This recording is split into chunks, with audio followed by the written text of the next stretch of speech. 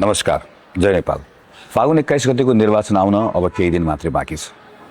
म प्रारम्भमा नेपाली कांग्रेसका मतदाता, समर्थक, शुभेच्छुकहरूलाई एउटा अनुरोध गर्न चाहन्छु। तपाईले अत्यन्त दुःखको समयमा नेपाली कांग्रेस पार्टीलाई साथ दिनुभयो। प्रतिगमनका ती दिनहरूमा, हिजो युद्धको बेलामा अत्यन्त अप्ठ्यारो समयमा लखेटिँदै गर्दा, मारिँदै गर्दा पनि तपाईले कांग्रेसको साथ छोड्नु भएन। अप्ठ्यारो अवस्थामा नेपाली कांग्रेस पार्टीको रुख चिन्हमा मतदान गर्नुभयो। मलाई थाहा छ यो बीचमा तपाईको कांग्रेस र कांग्रेसको नेतृत्व हामीहरूसँग थुप्रै गुनासाहरू थिए। गठबन्धनको राजनीतिका बारेमा, राजनीतिलाई प्रदूषित बनाएका बारेमा, राजनीतिले डेलिभर गर्न नसकेको बारेमा तपाईका यी गुनासहरूको हामीले उपेक्षा गरेनौँ। ती गुनासहरूलाई सम्बोधन गरेर नेपाली कांग्रेस पार्टीभित्र ठूलो परिवर्तन गरेर आएका छौँ। त्यसैले म तपाईलाई अनुरोध गर्न चाहन्छु, जुन बेला तपाईका गुनासाहरू थिए ती बेलामा पनि तपाईले नेपाली कांग्रेसलाई मतदान गर्नुभयो। आज हामीले तपाईका ती गुनासहरू सम्बोधन गरेर आएका छौँ र एउटा विश्वास दिलाउन चाहन्छौँ। तपाईले जस्तो कांग्रेस चाहनु भएको त्यस्तै कांग्रेस बनाउने बाटोतर्फ हामी उद्धत छौँ भने त्यो कांग्रेसबाट जस्तो देश बनोस् भन्ने चाहनु भएको छ, यो 5 वर्षको समय हामी त्यही बाटोतर्फ देशलाई लिएर जान्छौँ। त्यसैले यो पटक पनि अलमलमा नपरिकन तपाईले वर्षौंदेखि माया गर्दै आउनुभएको तपाईको पार्टी नेपाली कांग्रेस, तपाईको चुनाव चिन्ह रुखमा मतदान गरेर नेपाली कांग्रेसको उम्मेदवारहरूलाई र नेपाली कांग्रेस पार्टीलाई निर्वाचित गराइदिन म आग्रह गर्न चाहन्छु। मेरो दोस्रो अनुरोध आम मतदाताहरूलाई छ, यो एउटा छनौटको समय हो। तपाईले कसलाई छान्नुहुन्छ, कसरी छान्नुहुन्छ भन्नेले नेपालको भाग्य र भविष्य निर्धारण गर्छ।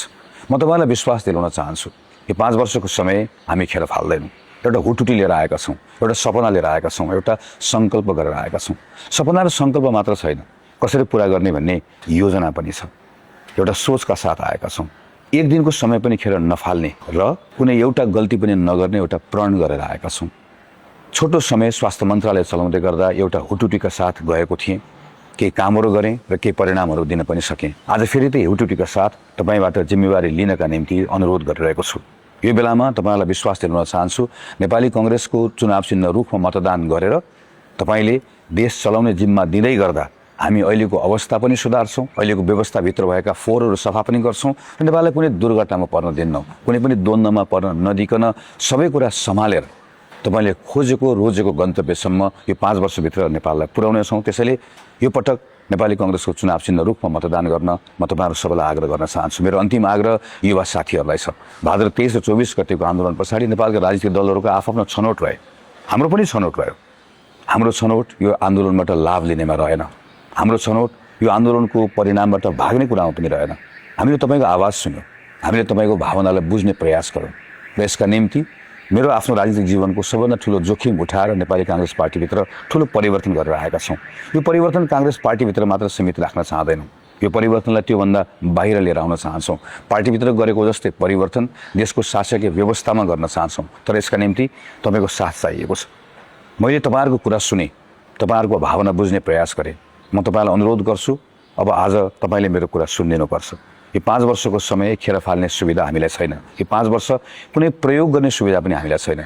शिक्षामा, स्वास्थ्यमा, रोजगारीमा, प्रत्येक क्षेत्रमा यो 5 वर्षको समयमा के गर्ने, कसरी गर्ने भन्ने गहिरो चिन्तनका साथ योजना बनाएर प्रत्येक दिनको हाम्रो कामहरू के हुनुपर्छ भन्ने सूची तयार गरेर हामी आएका छौँ। त्यसैले मेरो युवा साथीहरूलाई अनुरोध छ, तपाईहरुको भावना अनुसार जसरी जोखिम उठाएर पार्टीभित्र परिवर्तन गरेका छौँ, त्यसै गरिकन जोखिम उठाएर तर बडो ध्यान दिएर यी 5 वर्षभित्र तपाईले सोचेको ठाउँमा देशलाई पुर्याउनेछौँ। त्यसैले फागुन 21 गतेको चुनावमा दुईटै चुनाव चिन्ह रुखमा मतदान गर्न म युवा साथीहरूलाई पनि आह्वान गर्न चाहन्छु। फागुन 21 गतेको निर्वाचन तपाईको छनौट, तपाईको यो छनौटले हामीलाई दिने अवसर र यो अवसरबाट हामीले दिने परिणाम। यसका निम्ति म एकपटक फेरि सबै मतदाताहरूलाई नेपाली कांग्रेस पार्टीको तर्फबाट दुवै चुनाव चिन्ह रुखमा मतदान गर्नका निम्ति हार्दिक अनुरोध गर्न चाहन्छु। धन्यवाद। जय नेपाल।